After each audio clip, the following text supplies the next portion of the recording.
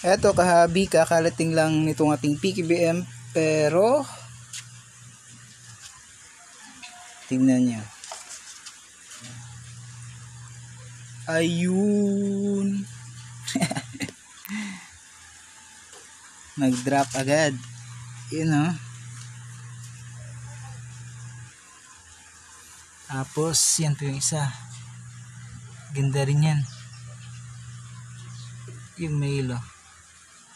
Dito na po natin nalagay yung malaking aquarium natin.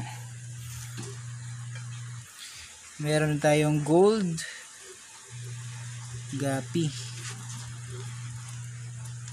Yun.